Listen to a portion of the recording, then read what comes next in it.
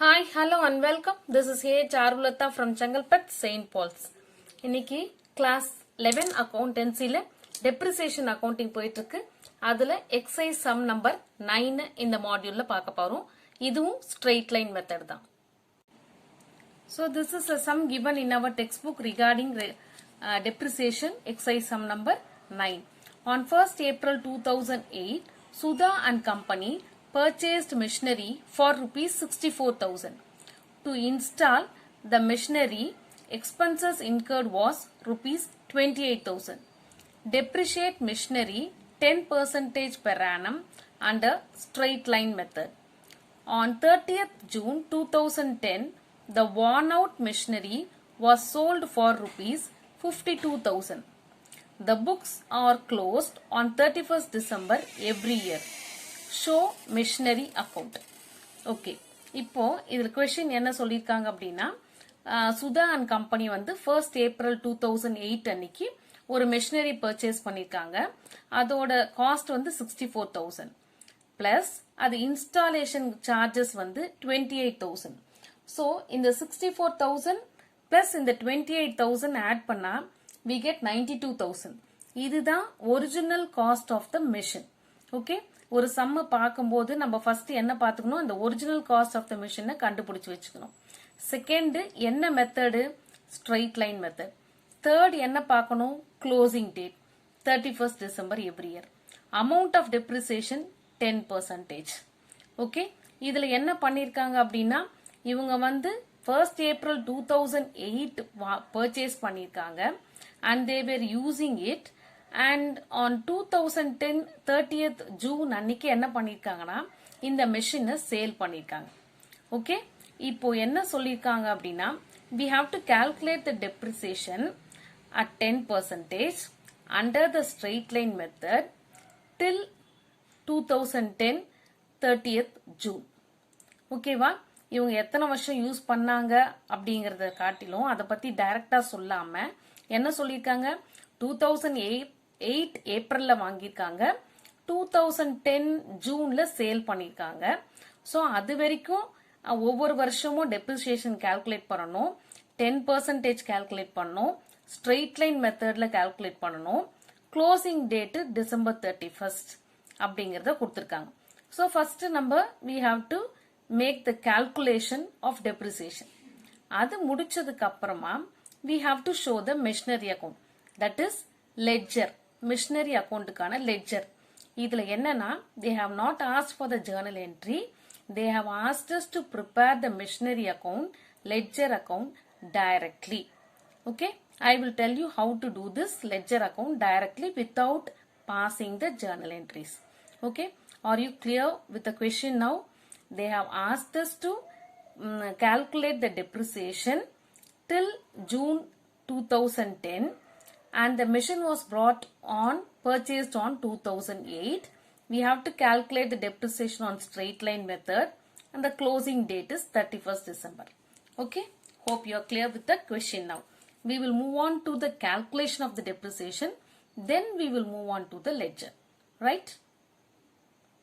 Before moving on to the solution, we will do this. This is straight line method, closing date and the rate of the depreciation 10%. Okay, so now we have to find out the original cost of the machine. Cost of the machine வந்து cost of the plant and machinery plus installation charges. They have given 64,000 plus 28,000 cost of the plant and the installation charges. So the original cost of the machine is 92,000 and the machine was brought on 1st April 2008. இப்போ என்ன பண்ணணும், we have to calculate the depreciation. depreciation வந்து எப்போ calculate பண்ணணும் அப்படின்னா closing date தெரிஞ்சுக்கணும், 31st December. So 1st April வாங்கியிருக்காங்க, 31st December நம்ம என்ன பண்ண போறோம், நம்மள ஃபினான்ஷியல் அக்கௌண்ட்டை க்ளோஸ் பண்றோம். அப்ப நம்ம இந்த டெப்ரிசியேஷனை மைனஸ் பண்ணி ஆகணும். ஸோ அதுக்காக நம்ம we are going to calculate the depreciation. See here, அப்போ அது ஃபர்ஸ்ட் இயருக்கான டெப்ரிசியேஷன், அதாவது 1st ஏப்ரல்ல இருந்து 31st December வரைக்கும் நம்ம என்ன பண்ணணும், டெப்ரிசியேஷனை கால்குலேட் பண்ணணும். Because we are closing the accounts every year at 31st December. Okay, 1st April வாங்கியிருக்காங்க. இப்போ 1st ஏப்ரல்ல இருந்து 31st டிசம்பர் வரைக்கும் எத்தனை months? April, May, June, July, August, September, October, November, December. So 9 months, right? So இப்போ என்ன பண்ணணும் அப்படின்னா original cost of the machine 92,000, cost of the machine into rate of depreciation 10%, so 10/100 into period. period வந்து என்ன 1st ஏப்ரல்ல வாங்கியிருக்காங்க, ஆனா நம்ம accounts close பண்றது டிசம்பர் மந்த்ல எவ்ரி இயர். ஸோ அது வரைக்கும் டெப்ரிசியேஷன் கால்குலேட் பண்ணணும். அதனால 4th மந்த்ல இருந்து 12th மந்த் வரைக்கும் 9 months ஆகுது. ஸோ 9/12. ஸோ இப்போ 92,000 into 10/100 into 9/12 calculate பண்ணா we get 6,900. ஓகே, இது வந்து ஃபர்ஸ்ட் இயருக்கான டெப்ரிசியேஷன். ஓகே, இது வந்து 2008லயே நடக்குது இந்த விஷயம். ஸோ இந்த ஒரிஜினல் காஸ்ட் ஆஃப் த மிஷின்ல இருந்து டெப்ரிசியேஷனை மைனஸ் பண்ணா we get 85,100. So first year டெப்ரிசியேஷனை மைனஸ் பண்ணா we get 85,100. இவங்க எந்த மந்த் சேல் பண்ணிருக்காங்க, எந்த இயரு? 2010ல தான் சேல்ஸ் பண்ணிருக்காங்க. ஸோ இப்போ என்ன பண்ணணும், next இயரும் we have to calculate the depreciation இல்லையா? எப்போ சேல் பண்றாங்களோ அது வரைக்கும் நம்ம டெப்ரிசியேஷன் கால்குலேட் பண்ணி தான் ஆகணும். It is mandatory. நமக்கு சொல்லியிருக்கான் எவ்ரி இயர் 10% அப்படிங்கறதையும் சொல்லிட்டான். ஸோ இப்போ now when we calculate the depreciation for the second year 31st December 2008ல இருந்து 31st டிசம்பர் 2009 வரைக்கும் கால்குலேட் பண்ணுவோம். ஓகே, அப்போ நம்மளோட காஸ்ட் ஆஃப் த மிஷின் வந்து 92,000 and the rate of interest depreciation வந்து 10/100 into போட தேவையில்ல, ஏன்னா இது whole year. Okay, so 92,000 into 10/100 போட்டா we get 9,200. இது வந்து செகண்ட் இயருக்கான depreciation. Do you understand? One whole year, that is 31st December 2008 ஓட க்ளோஸ் ஆயிடுது. 1st January 2009ல இருந்து 31st December 2009 வரைக்கும் one whole year. So 12/12. அதனால 92,000 அதாவது original cost of the machine into rate of depreciation 10%, 10/100 போட்டா we get 9,200. இந்த 85,100ல இருந்து when we subtract 9,200 we get 75,900. So this is the second year depreciation. This is second year depreciation. அடுத்து என்ன ஆயிருக்கு அப்படின்னா நமக்கு வந்து 30th June 2010ல சேல்ஸ் பண்ணிருக்காங்க, ரைட்? 30th June 2010ல நமக்கு சேல்ஸ் பண்ணிருக்காங்க. ஸோ அது வரைக்கும் நம்ம டெப்ரிசியேஷன் கால்குலேட் பண்ணி ஆகணும். So that is depreciation for the third year. எதுல இருந்து 1/1/2010ல இருந்து 36/2010 வரைக்கும். ஓகே, அப்ப நமக்கு அது 6 months வரும் இல்லையா? So original cost of the machine into rate of depreciation into period of depreciation. ஏன்னா though we are closing the accounts on December 31st, இவங்க என்ன பண்ணிட்டாங்க, ஜூன் மந்தே என்ன பண்ணிட்டாங்க, சேல்ஸ் பண்ணிட்டாங்க. ஸோ அதனால அந்த டேட் வரைக்கும் நம்ம டெப்ரிசியேஷன் கால்குலேட் பண்ணி ஆகணும். Okay, to you understand? ஆக்சுவலா நம்ம க்ளோசிங் டேட் 31st December 2010 தான். பட் என்ன பண்ணிருக்காங்க, அவங்க 6th month அதாவது ஜூன் மந்தே அவங்க சேல் பண்ணிட்டாங்க. ஸோ எவ்வளோ நாள் அந்த மெஷின் வந்து கம்பெனில இருக்கோ அந்த டேட் வரைக்கும் நம்ம என்ன பண்றோம், டெப்ரிசியேஷனை கால்குலேட் பண்றோம். Period of depreciation this is. Okay, எப்படி நம்ம ஒரு பேங்க்ல வந்து நம்ம இன்ட்ரெஸ்ட் வந்து எவ்வளோ நாள் வச்சிருக்கோமோ அவ்வளோ நாள் கால்குலேட் பண்றோமோ அதே the same principal applies here. Okay, since they sold on June month we are calculating the depreciation until the month of June. So that comes for 6 months. So 6/12. So original cost of the machine into rate of depreciation 10/100 into period of depreciation 6/12. So when we calculate this 92,000 into 10/100 into 6/12 we get 4,600. Right? இப்போ இது வந்து third yearக்கான depreciation. So என்ன பண்ணிட்டாங்க, இது வரைக்கும் depreciation calculate பண்ணி நமக்கு book value வந்து 71,300 வந்தாச்சு. ஓகே, 3 இயர்ஸ்க்கான டெப்ரிசியேஷனை கால்குலேட் பண்ணி we get 71,300. சரி, 30th ஜூன் சேல்ஸ் பண்ணிருக்காங்கன்னு சொன்னோம் இல்லையா, அது எவ்வளவு அமௌண்ட்டுக்கு சேல்ஸ் பண்ணிருக்காங்க? they have sold out for rupees 52,000. Okay, so இது புக் வேல்யூ, சேல்ஸ் பிரைஸ் எவ்வளோ 52,000. இதை நம்ம சப்ராக்ட் பண்ணோம்னா we get 19,300. ஏற்கனவே நான் சொல்லியிருக்கேன், இப்போ வந்து selling price greater than book value இருந்தாதான் profit. But if the selling price is lesser than the book value அப்படின்னா it is a loss. Okay, so அந்த கம்பெனி அந்த பிளான்ட் அண்ட் மெஷினரியை வித்தது லாஸுக்கு தான் வந்திருக்கு. Okay, so this is the calculation regarding the depreciation from the date of the purchase till the date of the sales. Okay, so அதுக்கு தான் எப்பவுமே நான் சொல்றேன், நீங்க கால்குலேஷன் ஆரம்பிக்கும் போது இது என்ன மெத்தடு அதை தெரிஞ்சுக்கோங்க, க்ளோசிங் டேட் என்ன, அதுக்கப்புறம் ரேட் ஆஃப் டெப்ரிசியேஷன் என்ன அப்படிங்கறத ஃபர்ஸ்ட் எழுதி வச்சுக்கோங்க. அதுக்கப்புறம் you start doing the calculation. So ஒவ்வொரு மந்த்தும் நீங்க க்ளோஸ் பண்ணும்போது டெப்ரிசியேஷன் கால்குலேட் பண்ணும்போது அந்த க்ளோசிங் டேட்டை எடுத்து எழுதுங்க. அப்பதான் நமக்கு வந்து தப்பில்லாம இருக்கும். ஓகேவா, இது 1 இயர் அப்படிங்கறதுனால நமக்கு பீரியட் வரல. இது வந்து ஏப்ரல்ல இருந்து டிசம்பர் வரைக்கும் 9 months. அதே மாதிரி இது வந்து ஜான்வரியில இருந்து ஜூன் வரைக்கும் 6 months. Okay, hope you are clear with this. இப்போ we have to go for the machinery account, ledger account நமக்கு கேட்டிருக்கான். ஏற்கனவே நான் உங்களுக்கு வந்து லெட்ஜர் உங்களுக்கு கால்குலேஷன் அதாவது எப்படி போடுறதுங்கிறது சொல்லியிருக்கேன். we will have the recap of it and then we will go for the machinery account. so recap of machinery account, ledger, sorry account இல்ல machinery ledger account. ஓகே, இது நம்ம இது ஃபார்மேட் எல்லாம் உங்களுக்கு தெரியும். ஃபர்ஸ்ட் நம்ம பர்ச்சேஸ் பண்ணும்போது to பேங்க்னு போடுவோம். அப்போ சேல்ஸ் பண்ணும்போது பை பேங்க்னு வரும், சேல்ஸ் கிரெடிட் சைட்ல வந்துடும். ஓகே, அதுக்கப்புறம் என்ன சொல்லியிருக்கேன், இந்த டெப்ரிசியேஷன் வந்து கிரெடிட் சைட்ல வரும். அதாவது நான் ஏற்கனவே சொன்ன மாதிரி ஃபர்ஸ்ட் ஜர்னல் என்ட்ரி வந்து purchase, second journal entry to provide the depreciation, அந்த டெப்ரிசியேஷனுக்கான entry depreciation account debit to machinery. அப்ப மெஷினரியில பை டெப்ரிசியேஷன் வரும். சோ இப்போ இது first year depreciation, second year depreciation, third year depreciation அதெல்லாம் இந்த சைடு வந்துடும். ஓகேவா, இங்க பர்ச்சேஸ் பண்ணது ஒரே ஒரு தடவை வரும், இங்க சேல்ஸ் பண்ணியிருந்தா அது ஒரு தடவை வரும். அதுக்கப்புறமா நான் ஏற்கனவே சொல்லியிருக்கேன் sale of the asset and last entry வந்து ப்ராஃபிட்டா இருந்தா லாஸ் இருந்தா அதுக்கான Journal entry.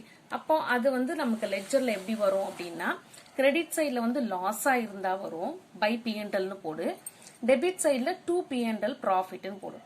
So this is the மிஷினரிக்கான லெட்ஜர் அக்கௌண்ட்டான ஃபார்மேட். பர்ச்சேஸ் வந்து டெபிட்ல போடு, சேல்ஸ் வந்து கிரெடிட்ல போடு. அது தவிர்த்து டெப்ரிசியேஷனை போட்டுட்டே வா. இப்போ இது ஆர்டினரி நம்ம போடும்போது this is okay. When the machinery is sold அப்படின்னா நமக்கு வந்து இந்த சேல்ஸ் என்ட்ரி இது ப்ராஃபிட் ஆர் லாஸா அப்படிங்கறத அதுக்கான லெட்ஜரும் நம்ம காமிச்சாகும். ஸோ லாஸா இருந்தா கிரெடிட் சைட்ல போடு, ப்ராஃபிட்டா இருந்தா டெபிட் சைட்ல போடு. ஓகேவா, this is a format. So அதை பேஸ் பண்ணி தான் நான் இப்போ நம்மளோட லெட்ஜர் அக்கௌண்ட்டை போட போறேன்.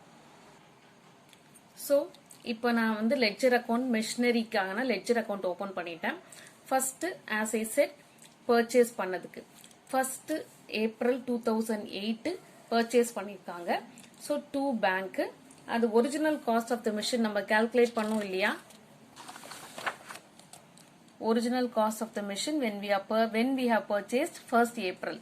ஸோ இது எல்லாத்தையும் ஆட் பண்ணா நமக்கு 92,000. ஸோ அதை இங்க நம்ம எழுதியாச்சு.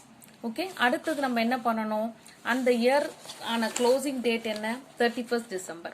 அப்போ அந்த இயருக்கான டெப்ரிசியேஷன் நம்ம போடணும் இல்லையா, பை டெப்ரிசியேஷன் அக்கௌண்ட். நான் ஏற்கனவே உங்களுக்கு மார்க் பண்ணி வச்சிருக்கேன்.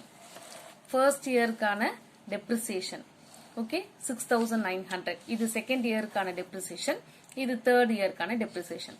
ஸோ ஃபர்ஸ்ட் இயருக்கு 6,900. ஸோ நம்ம என்ன பண்றோம், இங்க பை டெப்ரிசியேஷன் 6,900 போடுறோம். அடுத்து என்ன பண்றோம், இதை நம்ம பேலன்ஸ் பண்ணி ஆகணும். நமக்கு இருக்கிறது இது மட்டும்தான். ஓகே, டு பேங்க் பர்ச்சேஸ்ன்றது பை டெப்ரிசியேஷன், இது ரெண்டும் போட்டாச்சு. இப்போ இந்த மந்த்துக்காக நம்ம க்ளோஸ் பண்ணி ஆகணும். ஸோ 31/12/2008 நம்ம என்ன பண்றோம்னா, இப்போ இந்த பேங்க் இந்த சைடு அதிகமா இருக்கு 92,000, கிரெடிட் சைட்ல அதே 92,000 நம்ம போட்டுக்கிறோம்.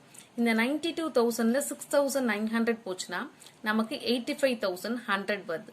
இது வந்து பை பேலன்ஸ் கேரி டவுன். இந்த மந்த்துக்கான க்ளோசிங் டேட்டு 2008னா 31st December 2008. இது நெக்ஸ்ட் மந்த்துக்கான ஓப்பனிங்கா வந்துடும். ஸோ இது வந்து 1 இயர்க்கு முடிஞ்சிருச்சு. இப்போ நெக்ஸ்ட் இயர்க்காக 1/1/2009 டூ பேலன்ஸ் ப்ராட் டவுன் இந்த அமௌண்ட்டை எடுத்துட்டு இங்க வர. ஓகே, இது நெக்ஸ்ட் இயர்க்கான ஓப்பனிங், ரைட்? இப்போ அடுத்தது என்ன பண்றோம், இந்த இயர்க்கான க்ளோசிங் நம்ம போட்டாகணும். அப்போ செகண்ட் இயர்க்கான depreciation 31/12/2009, that is second year depreciation நம்ம ஏற்கனவே இங்க கால்குலேட் பண்ணி வச்சுக்கோம் இல்லையா, 9,200. இந்த கால்குலேஷனை பார்த்து போடுங்க சம்ம. ஓகே, இது second year depreciation 9,200 by depreciation 9,200. So இது நம்ம போன வருஷத்துல இருந்து brought down பண்ணது எழுதிட்டோம். பை டெப்ரிசியேஷன் செகண்ட் இயர் எழுதிட்டோம். இப்போ இந்த சைடு அதிகமா இருக்கு, டோட்டல் ரெண்டு சைட்லயும் எழுதிக்கோங்க. இப்போ இந்த 85,100ல இருந்து 9,200 போச்சுன்னா we get 75,900. இது பை பேலன்ஸ் கேரி டவுன். இந்த இயருக்கான closing date 31/12/2009. This become the opening for the next year, right? அப்போ 1/1/2010 டூ பேலன்ஸ் brought down இந்த 75,900 கொண்டு வந்துரும், ரைட்? அடுத்தது இந்த சைட் டெப்ரிசியேஷன் காமிக்கிறோம் இல்லையா. இப்போ நம்ம 31st December தான் போடணும்.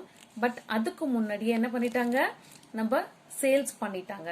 ஸோ 36/2010 டெப்ரிசியேஷன், அது வரைக்கும் தானே நம்ம டெப்ரிசியேஷன் கால்குலேட் பண்ணுவோம்.